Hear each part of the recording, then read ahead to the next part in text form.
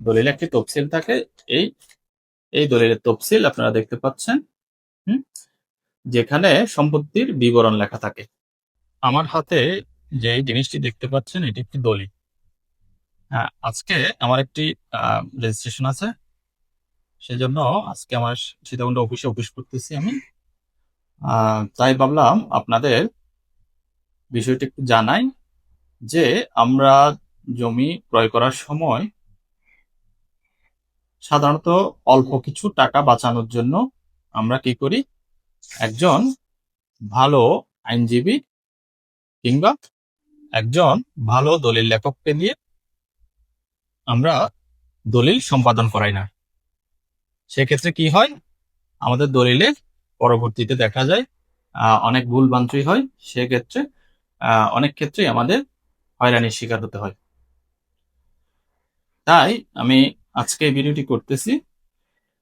এই ভিডিওটি করার উদ্দেশ্য হলো আপনাদের একটু দেখানো যে দলিল লেখক বা একজন আইনজীবীকে দিয়েই আপনার দায়িত্ব শেষ না। এখানে আপনারও কিছু দায়িত্ব আছে, যে আপনি যে জমিটি রেজিস্ট্রি করতেছেন, যে জমিটি কিনতেছেন, সেই জমিটির দলিলটি আপনিও একবার চেক করবেন। কিন্তু আমরা অনেকেই এইসব দলিল দস্তাবেজ সম্পর্কে বুঝি না। সেক্ষেত্রে আমরা কোন বিষয়টা, দলিলের কোন জিনিসটা একটু খেয়াল করতে পারি, সেটাই আজকে আমি আপনাদের দেখাবো। আপনি যখন একটি জমি কিনবেন, আপনার দলিলটি যখন প্রিন্ট করা হবে, তখন রেজিস্ট্রির আগে আপনি আপনার দলিলটি একটু দেখে নেবেন। যেহেতু দলিল অনেক বড়, আমরা অনেকে বুঝি না, সেই ক্ষেত্রে আমরা পুরো দলিলটি আমাদের পড়া সম্ভব নয়। সেক্ষেত্রে আমরা জাস্ট দলিলের তফসিলটা, দলিলে একটি তফসিল থাকে, দলিলে একটি তফসিল থাকে।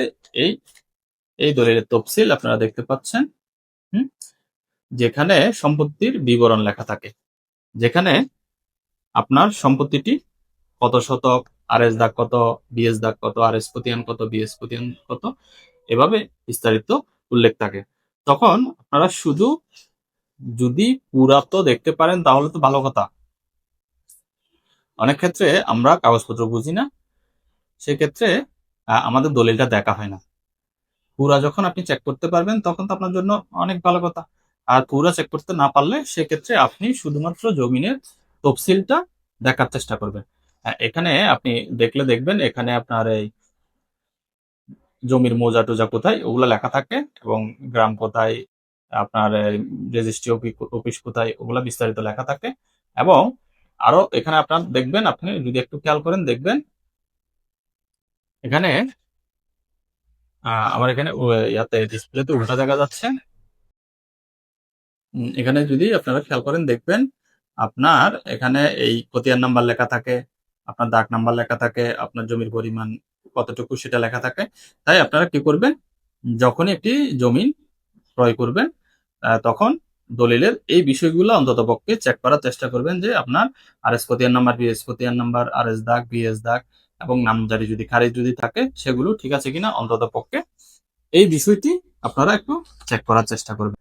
সেক্ষেত্রে আপনাদের দলিলে যদি কোনো ভুল হওয়ার সম্ভাবনা থাকে, আপনার দলিল লেখক যদি বা যেই দলিলটা মোসাবিদা করুক সে যদি ভুলবশত, ভুল মানুষের হইতে পারে, ভুলবশত যদি কোনো কিছু বাদ যায় বা কোনো কিছু ভুল হয়, সেটি আপনার দলিল লেখকের চোখে না পড়লেও আপনি বিষয়টি ধরতে পারলে আপনি বিষয়টি সংশোধন করে দিতে পারবেন। সেক্ষেত্রে আপনার দলিলে ভুল হবে না এবং আপনি কোনো রকম হয়রানির শিকার হবেন না। আশা করি বুঝতে পেরেছেন।